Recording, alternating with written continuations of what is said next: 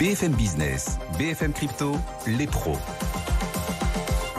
L'avenir à de nombreux domiciles, mais sa résidence principale, c'est ici, dans les blockchains et les cryptos qui ont leur rendez-vous. Les pros des cryptos, c'est chaque vendredi. Bienvenue à tous, on est ravis de vous retrouver avec nos experts du vendredi, nos NFT, nos talents non fongibles, comme chaque semaine. Claire Balva est avec nous. Bonjour Claire. Bonjour.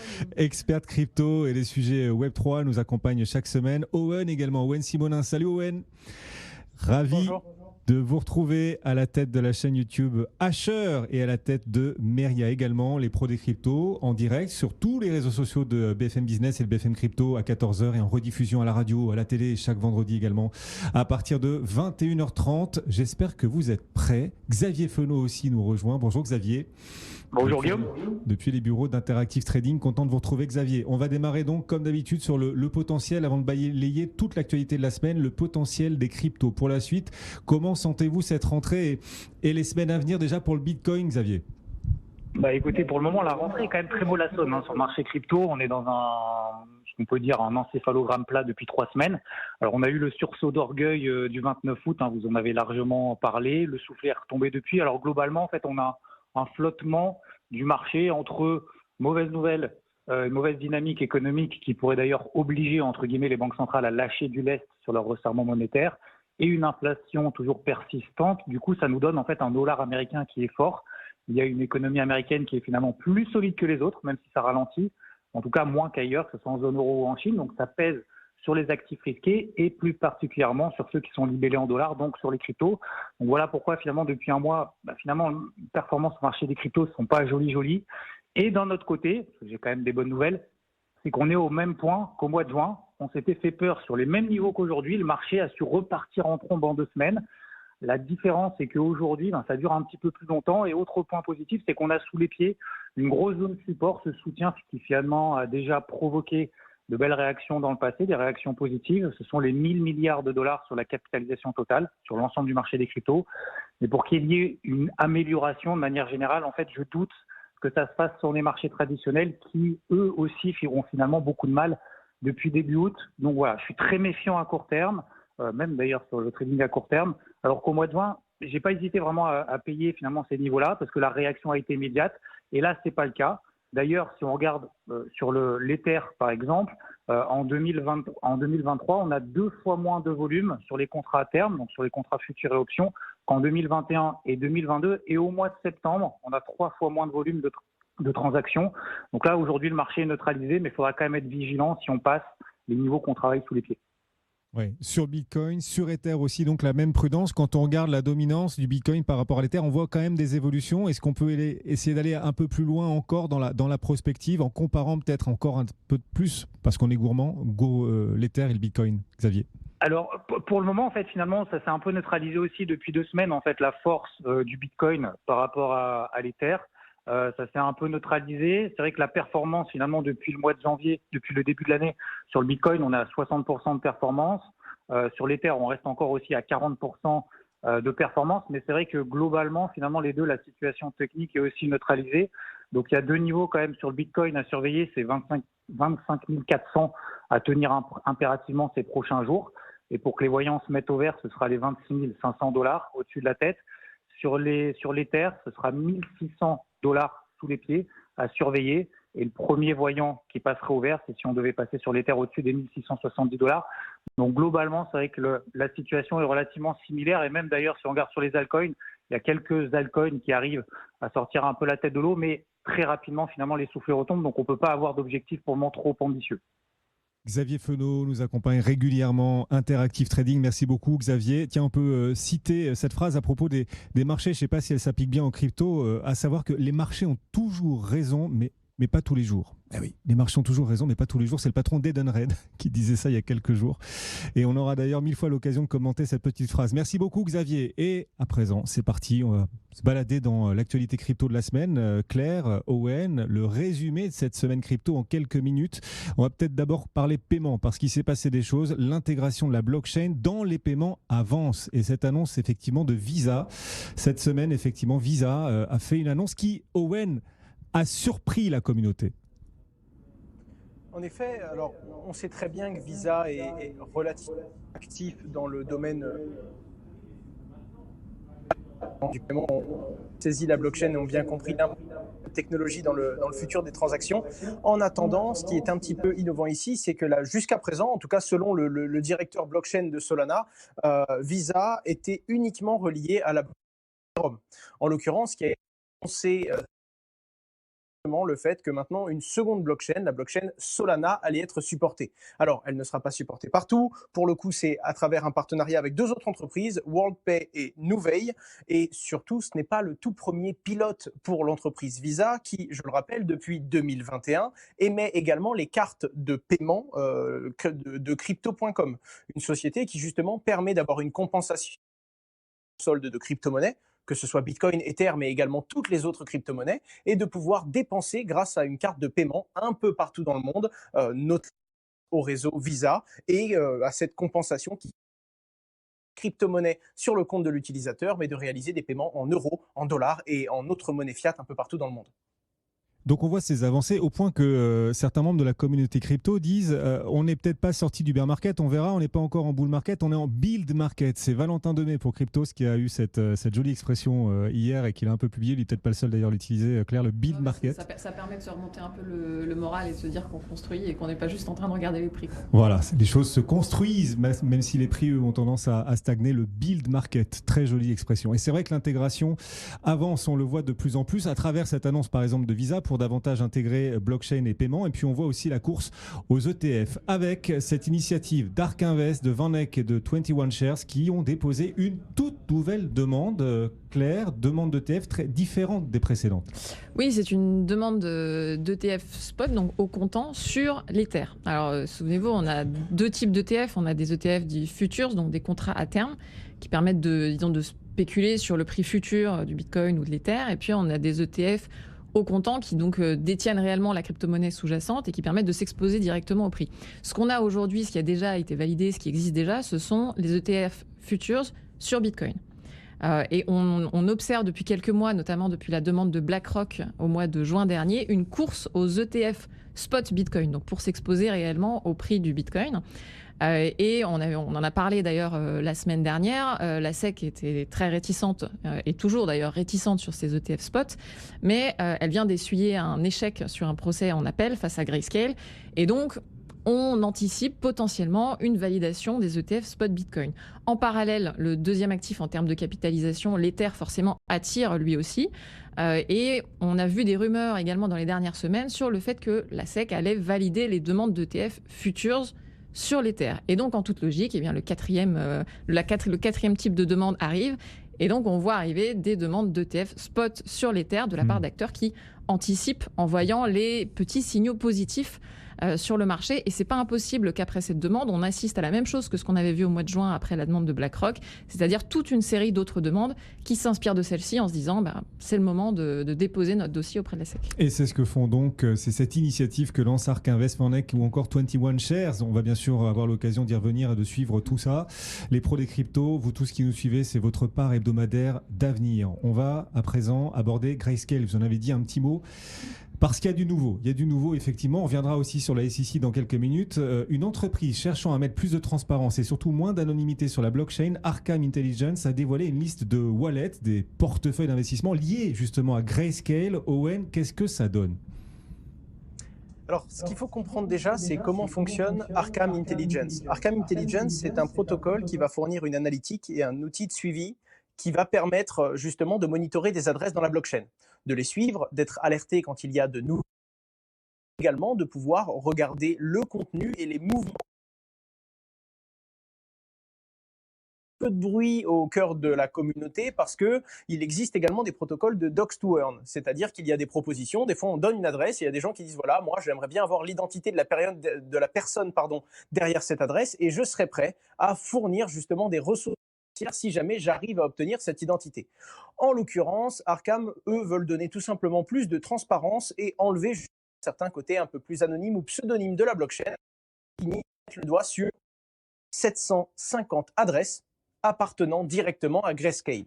Et ça permet de valider quelque chose.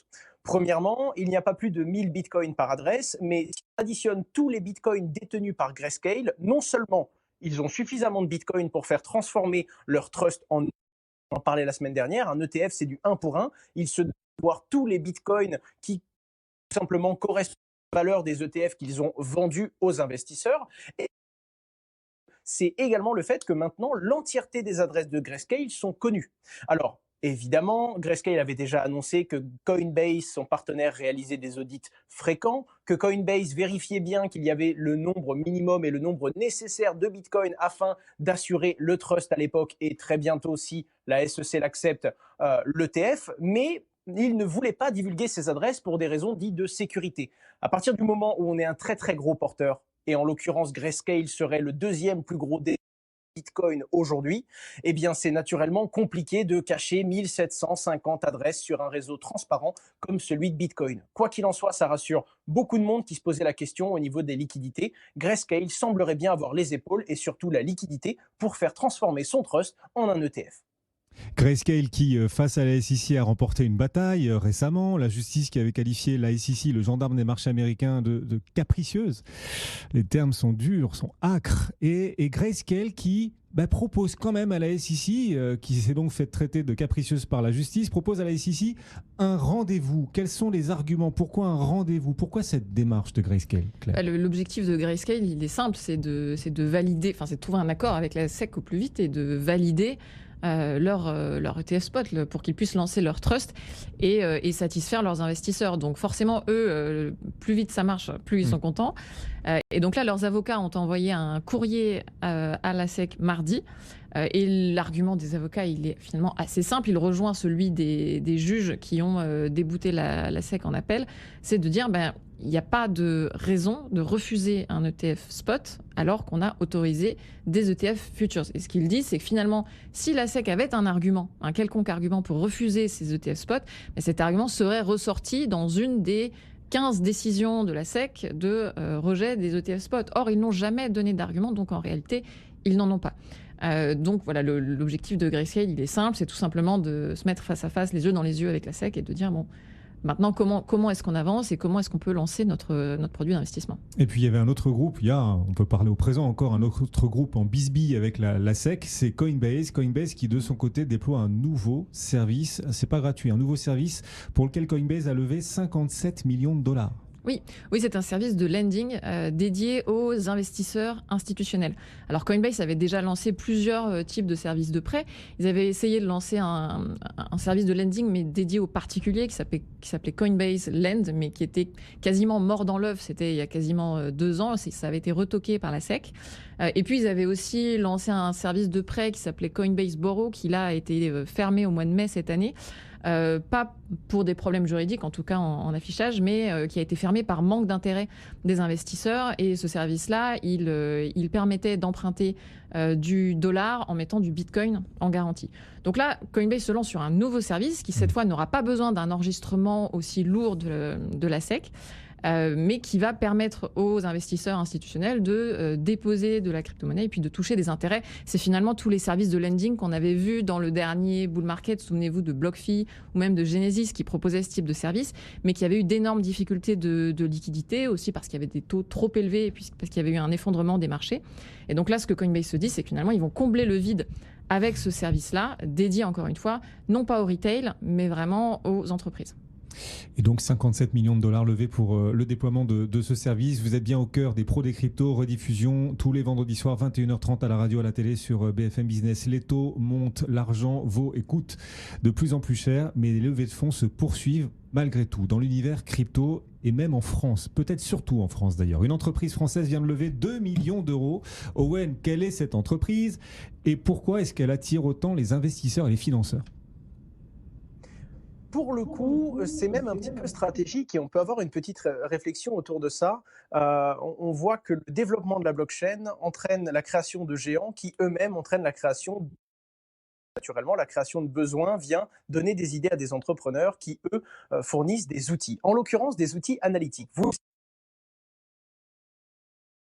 du monde du divertissement et du jeu vidéo, étant donné qu'il plateforme qui permet d'échanger et de jouer avec ces fameuses cartes NFT de joueurs de football. En l'occurrence, quand vous êtes plus performant, quand vous avez une meilleure analyse entre guillemets du jeu, de ce qui se passe sur la plateforme, mais également naturellement de l'évolution des statistiques de certains joueurs, eh bien vous pouvez tirer votre épingle du jeu et vous pouvez réaliser plus de bénéfices de par le management de votre équipe. Et c'est ainsi que Sorare Data est une entreprise française qui vient justement fournir des aux plus gros joueurs et aux plus gros utilisateurs de Sorare. Ils viennent de lever 2 millions d'euros sur une valeur d'un peu plus de 2 millions d'euros, sur une valeur d'un peu plus de 10 millions d'euros. Et pour le coup, ils en profitent également pour changer de nom, puisqu'ils vont maintenant s'appeler Podium, parce que certes, ils fournissent justement des outils aux utilisateurs de Sorare, mais ce n'est pas tout. Ils vont également fournir des outils et des statistiques sur d'autres types de jeux Web3, en l'occurrence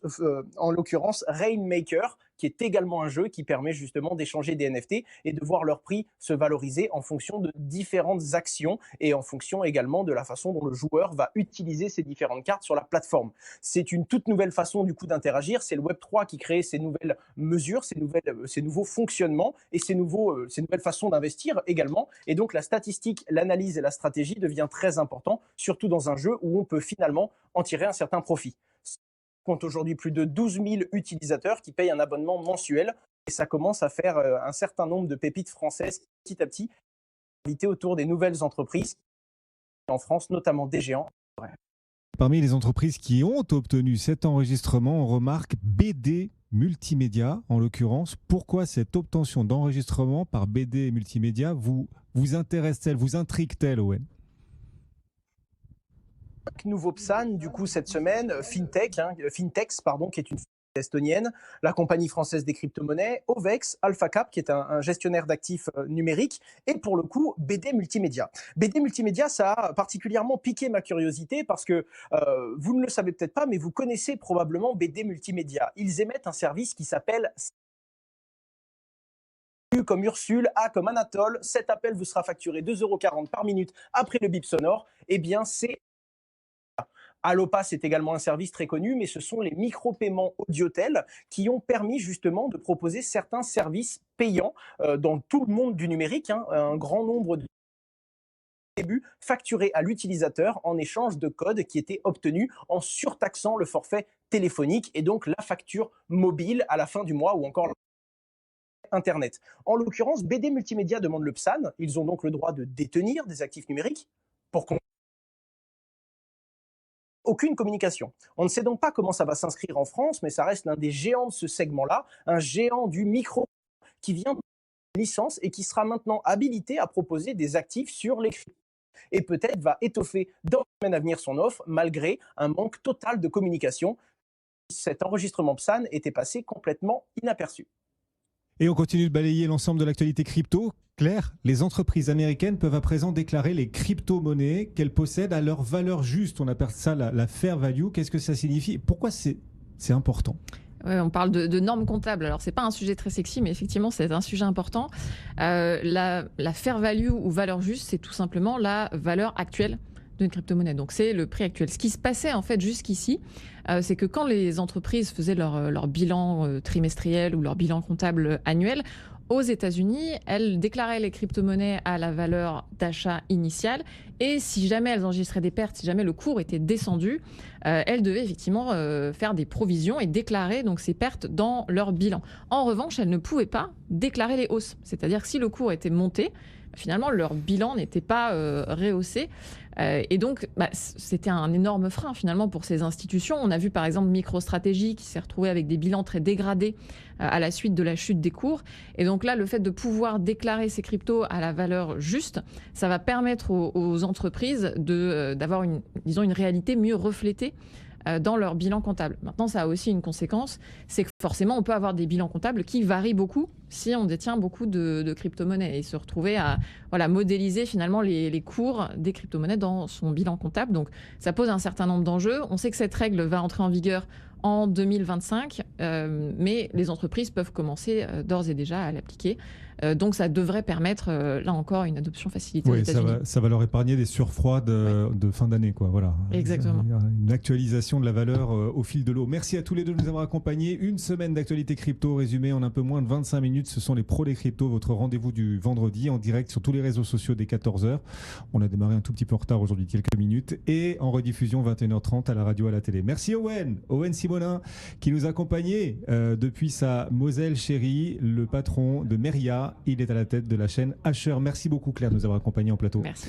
Ici dans les locaux de BFM Business, Claire Balva, experte crypto et du marché Web3. Bonne journée, bonne soirée, bon week-end surtout à tous. On se retrouve lundi, le club BFM Crypto, dès lundi avec Amaury de Tonquédec, même endroit, même heure. BFM Business, BFM Crypto, les pros.